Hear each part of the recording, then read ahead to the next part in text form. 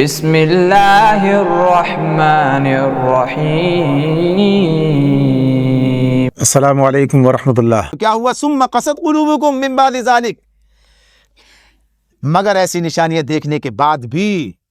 آخر کار تمہارے دل سخت ہو گئے۔ ثم قست قلوبکم من بعد ذلک فہی کالحجارہ، پتھروں کی طرح سخت، او اشد قسوہ، بلکہ سختی میں پتھروں سے بھی زیادہ بڑے ہوئے۔ اس لیے اب اللہ پتھروں کی بات کرتے ہیں۔ وَإِنَّ مِنَ الْحِجَارَةِ لَمَا يَتَفَجَّرُ مِنُ الْأَنْهَارِ، کچھ پتھر تو ایسے بھی ہوتے ہیں کہ جس میں سے چشمے، نہریں یعنی انہار، پانی نکل جانا، جس میں چشمے پھوٹ بیٹھتے ہیں۔ وَإِنَّ مِنْهَا لَمَا يَشَّقَّقُ فَيَخْرُجُ مِنْهُ الْمَاءُ، اور کوئی پتھر ایسا بھی ہوتا ہے کہ پھٹتا ہے اور اس میں سے پانی نکل آتا ہے۔ وَإِنَّ مِنْهَا، اور پتھروں میں ایسا بھی ہوتا ہے لما یہبط من خشیت اللہ، جو اللہ کے خوف سے لرز کر گر بھی پڑتا ہے۔ لینڈ سلائڈنگ ہوتی ہے نا، کہتے ہیں کیا ہوتا ہے، اللہ تعالیٰ بھی بتا رہے ہیں، خالی ایسی نہیں ہو جاتی ہے، یعنی سب چیزوں میں اللہ اس کے بارے میں بتاتے ہیں، سب چیزیں کیا ہیں، کیا چیزیں ہیں، کس کس اعتبار سے اللہ کی مخلوقات جو ہیں کہاں کہاں کیا کیا معاملات ان کے ساتھ ہوتے ہیں۔ یہ سب بے حس مخلوق نہیں ہے، اللہ نے ان کے اندر بھی جیسے کہا نا، ان کی تسبیح تم سمجھتے نہیں ہو، آگے ساری تفصیلات آئیں گی۔ تو فرمایا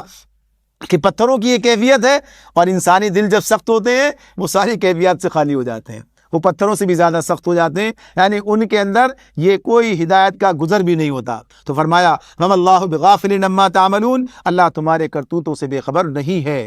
أَفَتَطْمَعُونَ أَن يُؤْمِنُوا لَكُمْ وَقَدْ كَانَ فَرِيقٌ مِّنْهُمْ يَسْمَعُونَ كَلَامَ اللَّهِ ثُمَّ يُحَرِّفُونَهُ۔ اللہ تعالیٰ فرماتے ہیں اے مسلمانوں، یعنی ان سے بات ہو رہی ہے، أَفَتَطْمَعُونَ، کیا تم ان لوگوں سے یہ توقع رکھتے ہو، یعنی طمع رکھتے ہو کہ یہ تمہاری دعوت پر ایمان لے آئیں گے؟ یعنی معاملہ کیا تھا؟ معاملہ یہ تھا کہ یہ خطاب مدینے کے ان نو مسلموں سے ہے، یعنی نئے لوگ مسلمان ہوئے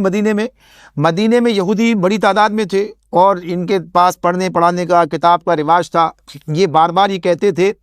کہ ایک رسول آنے والا ہے، اور وہ رسول آ جائے گا تو پھر وہ اس کی حکومت ہر طرف چھا جائے گی، جیسے ہوا نبی صلی اللہ علیہ وسلم کے بارے میں خبر تھی کہ آپ آئیں گے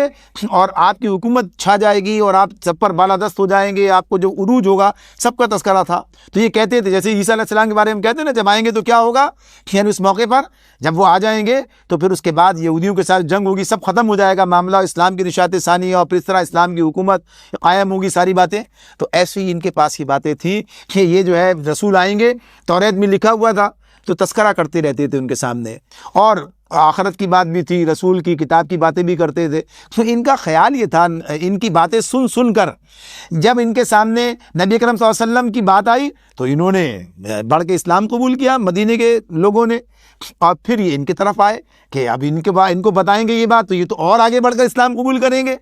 لیکن ایسا ہوا نہیں۔ جب یہ باتیں آ کر انہوں نے ان سے کی تو اب اس معاملے میں بجائے اس کے کہ وہ پیش ہوتے، وہ پیچھے ہٹ گئے اور مخالفت شروع کر دی، اور طرح طرح سے انہوں نے جو ہے رکاوٹیں ڈالنی شروع کر دی۔ تو اللہ تعالیٰ فرماتے ہیں اصل ان کا کردار یہ ہے،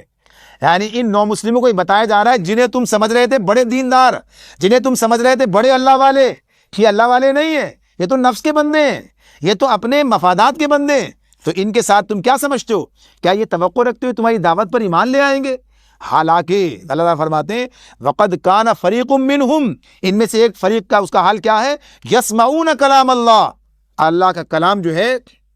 سنا اچھی طرح سے، اور اس کے بعد کیا کیا، ثُمَّ يُحَرِّفُونَهُ مِن بَعْدِ مَا عَقَلُوهُ وَهُمْ يَعْلَمُونَ، اور پھر خوب سمجھ بوجھ کر دانستہ اس میں تحریف کی، دانستہ اس کے اندر جو ہے پھر تحریف کر دی، اچھی طرح سے جان کر سمجھ کر، یعنی اپنی منشا، اپنے مطلب کے مطابق، یعنی دو تین قسم کی چیزیں ہوتی ہیں، پتہ ہے کہ اس کا مطلب کیا ہے، لیکن جو منشا ہے، جو اپنا مقصد ہے، اس کو اس طریقے سے پیش کرنا کہ اپنی مرضی پوری ہو جائے، یعنی اس کے اندر تحریف کی، یہ کام انہوں نے کیا، اور پھر کیا کہ سمجھ بوجھ کے کام کیا، ایسا نہیں کہ ناسمجھی میں ہو گیا۔